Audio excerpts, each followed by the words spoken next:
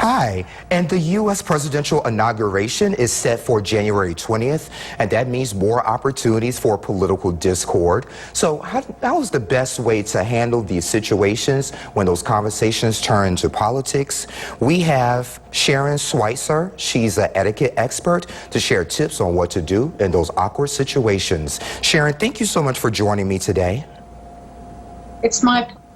Thank you for having me. No problem. So it is possible that any one of us can find ourselves in a situation where those conversations turn to politics. So are there ways of engaging in respectful conversations?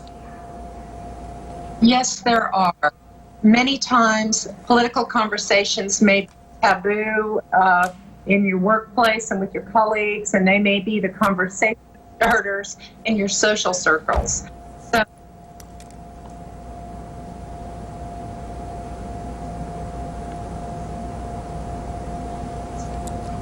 I'm not able to hear the audio, so let me wait to hear from my studio control to see what's wrong.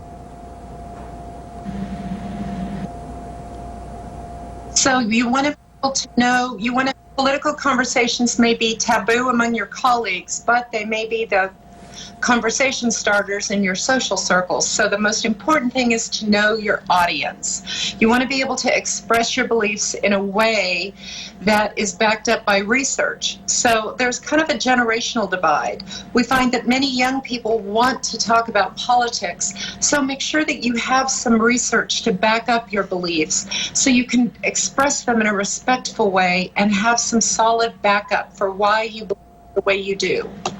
And you do have the right to remain silent, but if you have someone who is being, I hate to say a pest, but being persistent about it and continue asking, what options are available for them?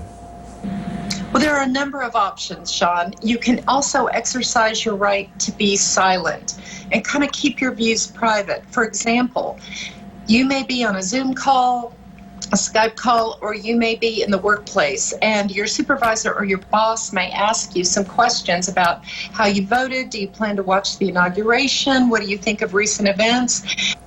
You may not know how your boss views that or your supervisor, and you may not be comfortable sharing your thoughts. So you may want to say something like, I'm kind of watching how things are developing, and I'm not sure that I really want to share my views at this time, but I appreciate you asking. Thank you for your interest. What are your thoughts at this time? That way, you can stay neutral, you can be diplomatic, but you can show respect and thank them for their interest. Yeah. So we have just a few more seconds. So what other tips can our viewers use today to handle these conversations since the inauguration is coming up? Well, if the conversation really turns contentious and it maybe gets ugly, which a lot of things unfortunately turn that way, the other thing you can do is close the conversation and say, you know what, that's a really, really interesting point of view. Thank you for sharing your thoughts. And then turn to something else, like asking them, did you see that game? Or I understand your daughter got accepted to university. And then try to pivot to another point. The most important thing in all of this is be authentic to yourself. Self-assess and decide where you want to stand on this perspective, whether you want to share your views or keep them private. I like it, and we'll make sure all of those tips are on WJBF.com. Sharon, thank you so much for joining us today. I really do appreciate it. Thank you, Shawn. I hope you and your viewers have a great week. You too. Thank you. Alex?